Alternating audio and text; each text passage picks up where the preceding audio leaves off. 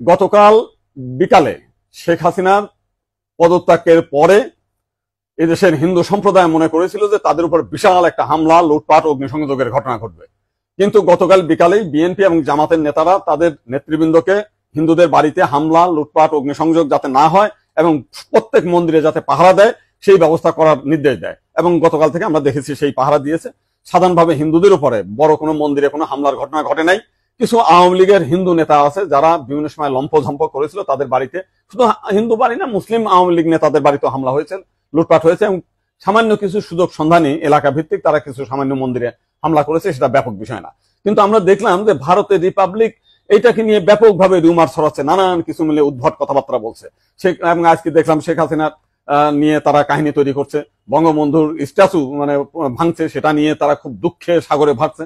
আমার এক সাংবাদিক ফোন দিয়েছিলাম, তাদের বলেছি যে আপনারা যদি শেখ হাসিনার জন্য যদি এত কান্না আপনাদের মধ্যে আসে, তো শেখ হাসিনা ভারতে গিয়েছে, আপনারা ভারতের প্রধানমন্ত্রী নরেন্দ্র মোদীকে সরিয়ে শেখ হাসিনাকে আপনারা প্রধানমন্ত্রী হিসেবে ঘোষণা করেন, সে ভারতও রক্ষা করতে পারবে, তা আপনার সেভেন সিস্টারও রক্ষা করতে পারবে। আপনারা তো প্রতিদিন বলতেছেন যে শেখ হাসিনা না থাকলে ভারতে সেভেন সিস্টার থাকবে না। তো এইবার আপনাদের একটা বিশাল সুযোগ আছে, আপনারা শেখ হাসিনাকে ভারতের প্রধানমন্ত্রী করেন।